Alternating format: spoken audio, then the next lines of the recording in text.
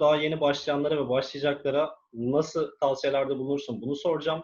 Bu sorunun cevabı önemli. Ben 2 arkadaşımla beraber başlamaya karar verdim ve üçümüz de level 1 eğitimimizi alana kadar sektör hakkında hiçbir bilgimiz yoktu. Şans eseri o zaman aldığımız firmada sen ve Mustafa Nalbant vardı. Bayağı bir konu hakkında bizi uyardınız. Gerçi bahsettiğiniz bu tarz şirketlerde çalışmayın dediğiniz hemen hemen her şirkette çalışıp acısını çektik. Biraz da yaşamamız gerekti. Ama sonunda siz bahsettiğiniz için bir şeylerin yanlış gittiğini çok daha çabuk idrak ettik. Sonuç olarak gayet düzgün insanlarla çalışıyoruz şu an ve biraz da sizin sayenizde oldu. O yüzden yeni başlayanlara ne tarz bir tavsiye verebilirsin Engin? Bu şimdi ne bileyim kelin merhem olsa kendi kafasına sürermiş diyeceğim de çok da öyle değil. Yani tavsiyede bulmak belki biraz büyük ve ağır bir cümle olur. Benim belki verebileceğim en büyük tavsiye bütün arkadaşların okuması gerektiği üzerine. Çünkü iple erişim, endüstriyel dağcılık, artık endüstriyel mağaracılık, ismini ne koyuyorsanız, yani yaptığımız işe ne isim veriyorsanız, buna da geliriz muhtemelen de, okumak gerektiriyor. Malzemeler değişiyor, teknikler değişiyor, standartlar değişiyor. Kimisi yumuşuyor, kimisi daha sertleşiyor. Kiminde çok gerekli işler oluyor, kiminde gerekli işler olmuyor. Endüstri bir ilerleme, bir devinim içerisinde. Bunu her teknisyenin ister level 1 olsun, ister level 3 olsun takip etmesi gerekiyor. Şimdi teknisyen deyince işin esas boyutu burada ortaya çıkıyor.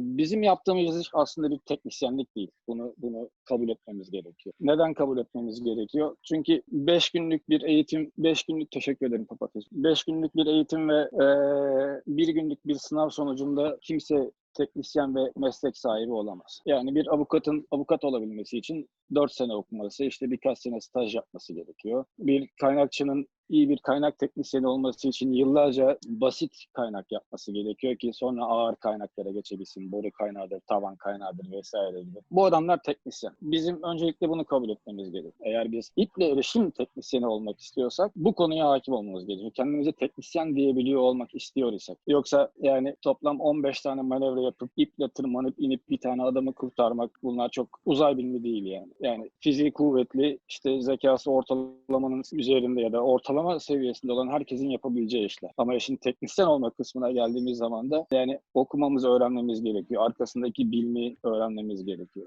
Temel olarak benim tek tavsiyem arkadaşların okuması, konularında uzmanlaşmaya çalışması ve aynı zamanda kendilerine bir meslek edinmeleri olacak. Çünkü endüstrinin gittiği yer işte bundan 15 sene önce eğer bir parça dağcılık, işte mağaracılık, kaya tırmanış bilginiz, iple biraz haşır neşirliğiniz varsa bu işleri yapabiliyordunuz. Ama artık öyle bir dünya yok. Yani iple erişim teknisyeni olabilmek için NDT belgesine sahip olmanız lazım. Kaynakçı olmanız lazım. Ne bileyim demirci olmanız lazım. Montaj ustası olmanız lazım. Elektrikçi olmanız lazım.